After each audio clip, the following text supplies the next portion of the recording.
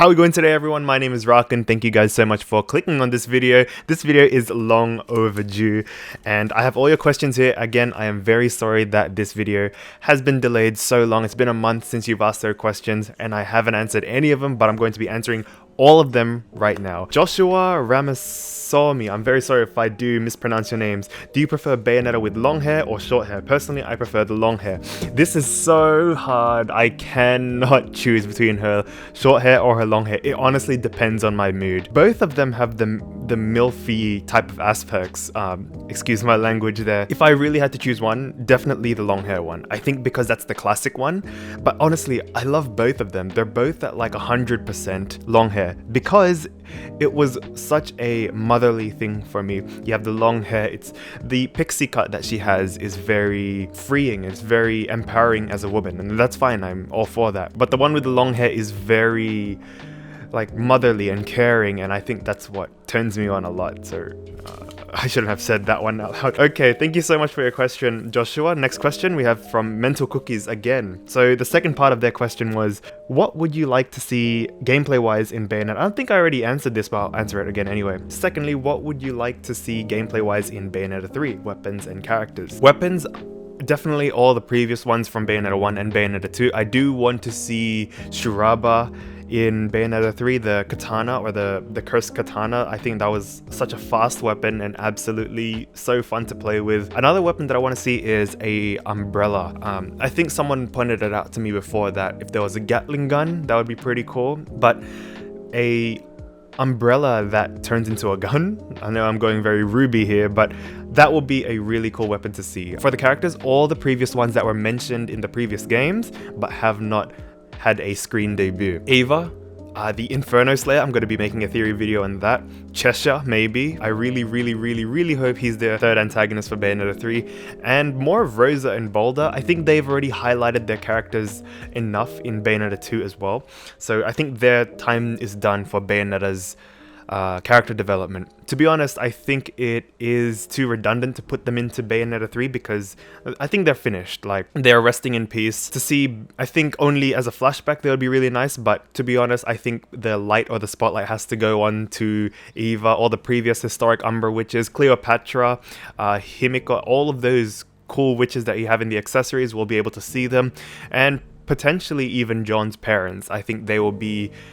I know she's based off the Joan of Arc historical figure, and seeing the parents would be a cool homage to how John came into the royal family. Not the method, but like, you know, how them two parents were reigning the Umbran throne. Thank you so much, Mental Cookies, for your question. We have one from Fire Phantom 786 again. So this one is, what do you think takes the most damage? Oh, Wickedweaves or Pluto? Okay, I don't know. I honestly, don't quote me on this. I'm not a gameplay mechanics type of guy at the moment. I like all the lore stuff and all the concepts and historical references, but to be honest, from my deduction, I do think Wickedweaves is going to be stronger. I could be wrong. Please let me know in the comments if you can answer Fire Phantom 786 questions.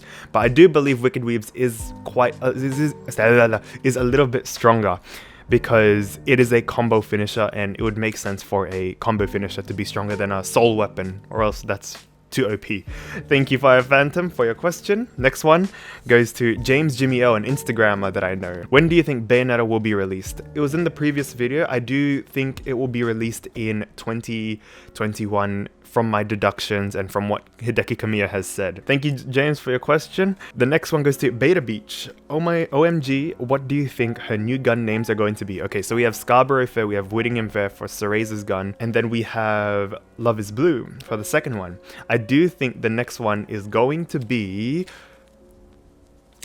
not too sure. I honestly, I can't think of a cool and epic one, but in my next video, if I do think of one, I will know.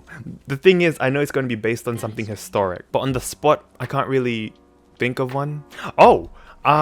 Since this is like a final trilogy one, I think it would be really interesting if she finally has a bayonet as a weapon, since that will satisfy the name of her. I don't know, I think having the pair of guns would be better to continue on with the trilogy, but I think it would be interesting if she had a sniper or a kind of rifle. I think a rifle is a better name for it. Thank you, Beta Beach. I'm very sorry that it took a while for me to get to that question. I know you've been hoping for an answer for it, but honestly, I'll get back to you in one of my future videos. But thank you so much for your question. Another one from Fire Phantom 786.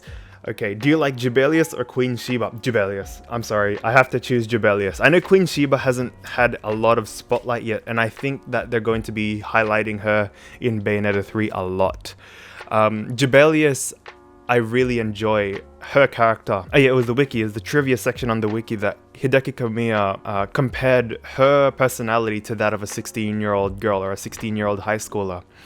And I think that was very interesting because it is like a 16-year-old girl going into adulthood. It's like before that adulthood, she has that god complex. And Jubelius is like a perfect way to exaggerate it, to satirize that kind of feature for any 16-year-old high schooler, girl or guy. I think that's very interesting, and the way that she acted in Bayonetta 1, especially at the end, was very typical of a 16-year-old's dream. It's like you're destroying the universes, you're full of hormones and all that stuff, like all of those things that every high schooler just wants to let go and just rage and release all of that tension of anger and anxiety.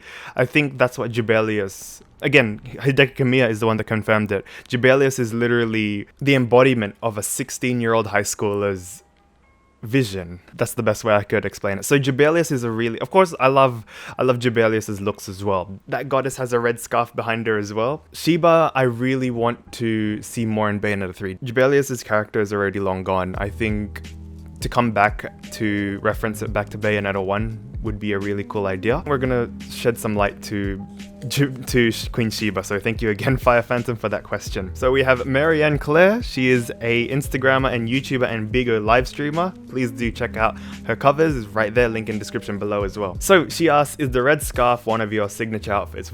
A non-Bayonetta question, but yes it is. I've had this red scarf for a very long time, went with me throughout high school, and I think it was a pretty cool thing to carry around in my videos. So yeah. Thank you, Marianne. David Council, okay. When do you think Platinum Games will show Bayonetta 3? The game itself will definitely be in, I deduce, 2021 or 2022, hopefully 2021. The teaser, I do think it's going to be late 2020. They're very close. They are still working on the game. I reckon they're still polishing the game as best as they can. There's nothing new that they need to add in. It's just all polishing, retrialing, all of those stuff. They're probably testing out the server for that game. People underestimate the development of video games. It's hard to make a video, let alone a whole video game franchise and a trilogy that you have to match to the fans' ambition. So I think just staying patient for it will be fine if we just let it go in the back of our heads, but still maintain that hype. You'll come here in a heartbeat. So yeah, Bayonetta 3 teaser late 2020. Game 2021, 2022. Thank you, David. Beta Beach, another one from you. Do you think that Bayonetta 2 will get the same anime treatment like 1? Also, please don't stress yourself out too much. I can tell you're a hard worker from your videos. Keep up the good work, Rakunx. First of all, thank you so much. That really means a lot, especially during these times. I have a lot of things going through my head. Do I think Bayonetta 2 will have the same anime treatment? Well, you can check out my anime opening. Nah, I'm just kidding. It's very unlikely that Bayonetta 2 will get a Bloody Fate 2 movie. So first off, a lot of people do underestimate the production value of one anime episode, let alone a whole movie. It can cost between $40,000 US to $1 million US. And that is not exaggerating. There are a lot of things that go into animation. I did a whole animation quotation marks by myself, and that took 3 weeks of just constant 18-hour days, just working, drawing, editing. We're going to need a lot of fans to make that happen. And even though we do get the movie, it's going to, a Bayonetta 2 movie, it's going to be a succinct and dumbed down version of the game. And which I'm fine with, honestly. To see them animated is so cool, but a lot of people don't like that for some reason. It's not impossible, but I just think it's extremely unlikely that Bayonetta 2 will get the anime treatment that Bayonetta 1 did, unfortunately. So thank you, Beta Beach, for that question. Fire Phantom again, thank you again for this question. What do you think is the most emotional part in Bayonetta 1? I can answer that straight away. So when Bayonetta returned little Cereza to her childhood bedroom. It's because I think that's a subtle hint that that's going to be the start of Bayonetta 3. And I think that's the most emotional part as well, because Bayonetta never received that treatment. So our Bayonetta at least, our Bayonetta didn't receive the same love that she got from her mother. She wasn't tucked in by her mother.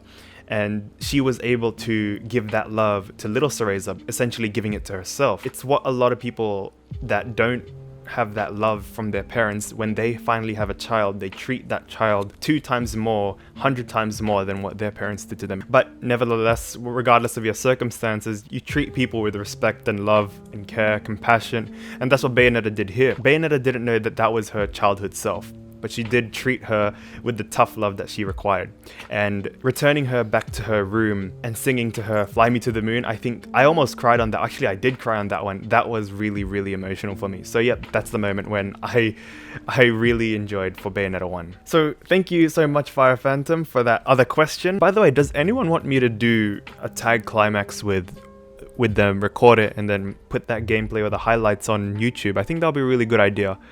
Please let me know in the comments down below if you'd like to see that. Okay, the next question is from Ali, really awesome person. What do you think will happen to John during all of this Bayonetta 3 theories? So I think he means what will happen to John during Bayonetta 3. Honestly, I think John in Bayonetta 3 is going to be an emotional one because she is the best friend of Bayonetta. I believe it was Jada-sama or Crazy Girl. I'm very sorry if I do get this wrong, but one of them said that John is going to die in Bayonetta 3, and that's going to have a ripple effect on Bayonetta unlocking her hatred. Really, really drastic, a sad moment. Sorry, it was Jada-sama. It's a really sad moment for Bayonetta, but also it's going to be an epic moment. You're going to see Bayonetta lose composure. Of course, I think that's going to be too shonen. That's very Sasuke Mangekyo Sharingan type of stuff, Black Clover, 5-leaf Clover type of stuff. But honestly, John in Bayonetta 3 will be continuing the exact same way that she has in Bayonetta 1 and Bayonetta 2. I do believe that John is going to be a playable character in story mode for Bayonetta 3. But then again, her archetypal character is a side character, so she is going to be there. I don't think she's going to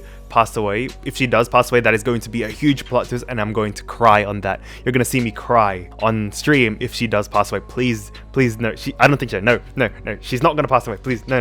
She's not going to pass away. Okay. John will just continue the same side character type of character. Gonna do all those crazy climaxes and all that stuff, and hopefully she will stay as the epic sexy teacher in Bayonetta 3. Okay, thank you so much, Ali, for that question. I know you have a few more, and I'm going to get to them very soon. Okay, next question goes to Filius. I want to see more about Madama Butterfly, the relationship with Cereza, how Cereza made a pact with her. Was there some crazy trial she had to do, and what the heck did she do to piss off our round so badly? So the last part, what did she do to piss off our round so badly, is going to be in an upcoming video, so stay tuned for that. I do have an answer to that. I think it's pretty cool, and I was so excited while I was writing that script. For the first part of your question, you're the only commenter that I know that is always so intrigued about the 20 years when Bayonetta was after she was after she was awakened from that seal. I think you were the one who also pointed out that the purple figure was Madama Butterfly in demon form, and that's during the time when she was fighting Madama Butterfly in Inferno. I think that is a really good point. I reckon they're going to highlight a lot of things that are unanswered in Bayonetta 3,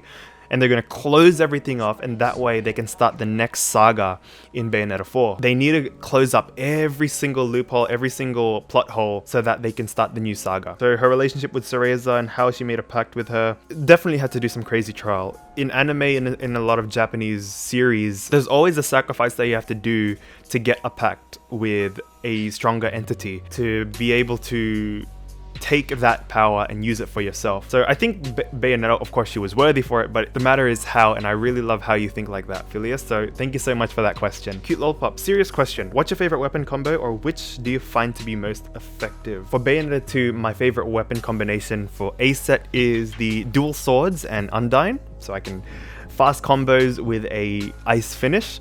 The B set is Chernobog with the Chain Chomper. And the reason I like that is because the Chain Chomper is a long distance melee. Chernobog, my favorite one ever since 2018. So out of them two, my favorite would be the B set, the Chernobog and the Chain Chomp. It just feels so satisfying to have a hit onto someone, especially with the Rasen Shuriken. Favorite attack combo for the B set is XXAX, and that is what creates the Rasen Shuriken effect, and it hits basically a huge 10-meter radius from Bayonetta everywhere around. So it's a really cool moveset that I really love to spam.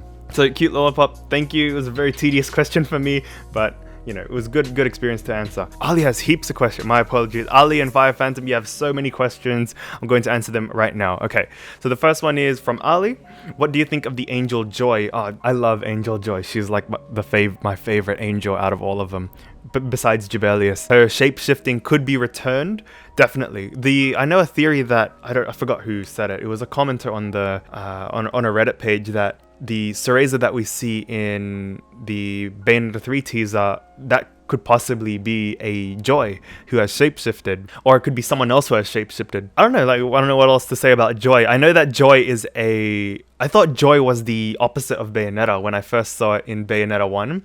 I was so excited and I was so like fanguying to Joy because they were doing those strip dances as well. But yeah, I love her. I love the outfit. The outfit looks really angelic. It still looks monstrous. So another one from Fire Phantom 786. I think this is going to be the last one from him. What weapon do you like most in Bayonetta? Bayonetta 1? Sheba, definitely. The katana, and Bayonetta 2, the Chernobog. Chernobog because I love scythes. Scythes are my favorite weapon of all time. So the next one from Ali again. So what do you think happened to the rivalry of Alraun and Madame Butterfly? Oh, I have another video coming up for you. When I read this question, I thought about this theory, and you were the one who inspired me to do it. I'll get that video out as soon as possible for you. Another question you had was, if Bayonetta appeared in your dream, what would the first thing you'd do? I'll greet her, like, to be honest, can I be honest with you? Like, and this applies in real life. Whenever I meet a female inspiration for me, whether it be through studying, through gaming, through content creation, whatever it might be, of course I want to be that fanboy, definitely. But I do believe that matching with them as a rival in whatever they did, studying, content creation, or YouTubing, whatever they did, or Twitch streaming, Pokemon, whatever they do, I want to match it with them. And I think gaining your recognition from them is the greatest thing that you can get. Of course, that's in the real world. Like, I know I diverged a little bit away from the topic there, but yeah, seeing Pokemon, for example, being able to match with her and being respected by her as a rival, and like with Pokemon, I know she's under fire a little bit, but being able to meet her eye to eye and say that we are both content creators is a really cool thing. I used to do a lot of studies in high school, like a lot of studies that it was affecting my health, and I met my inspiration for that. She graduated when I started year 7, which is freshman year in America.